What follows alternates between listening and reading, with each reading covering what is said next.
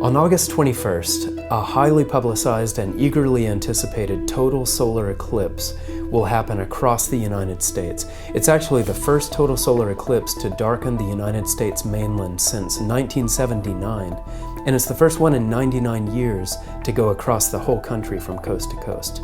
So this event is causing all kinds of excitement in the astronomy community and even among the general public.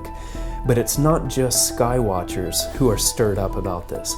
The eclipse also has numerous Bible enthusiasts claiming that it's a sign from God, showing that the end time prophesied in the Bible is upon us. It's been surprising actually to see just how many religious commentators are convinced that this could be some sort of apocalyptic sign. Just to name a few who have speculated about it, there's Paul Begley, host of the Coming Apocalypse radio show. There's also Mark Biltz, author of God's Daytimer. And then there's Michael Parker, who runs Prophecies of the End Times, the website. And there's also the crew at unsealed.org and ERF Ministries. And then there are dozens and dozens of other religious commentators, many of them quite prominent, who speculate that this eclipse and some other related astronomical events could be a sign from God of the end times. And there are millions of religiously minded internet users who are reading the articles on these topics and viewing the videos about them. And a great percentage of them appear to be totally convinced that this eclipse and the related events are of biblically prophetic significance. There are numerous variations on these predictions and speculations, but one of the main Bible passages that some of these commentators point to is Joel 2 verse 31, which says, "The sun shall be turned to darkness before the day of the Lord come."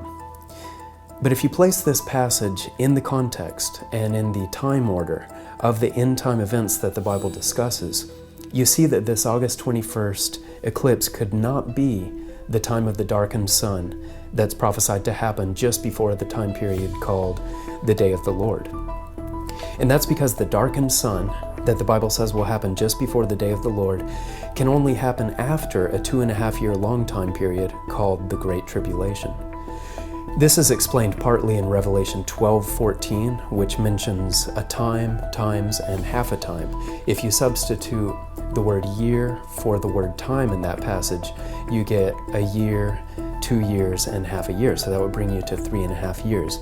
And then you can also take a look at Revelation 11 verses 2 and 3 and Daniel 12 verse 7 to see that same length of time discussed in different language.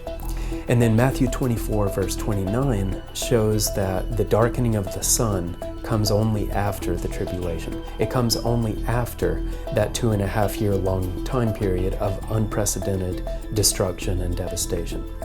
So for this August 21st eclipse to be the darkened sun that's predicted there in Joel 2 verse 31 and in Revelation 6 and in Matthew 24:29, that would mean that the Great Tribulation would have had to begin 2.5 years earlier, all the way back around February 21st, 2015. And it's obvious to see that that did not happen. So this really requires studying the context. And if you'd like to get a powerful summary of all of this context and of the sequence of these biblically prophesied events, please read Trumpet Editor-in-Chief Gerald Flurry's article, Matthew 24 Unlocks the Seven Seals. When you read that and when you put all of this together, it's plain to see that the upcoming August 21st total solar eclipse is not a special apocalyptic sign.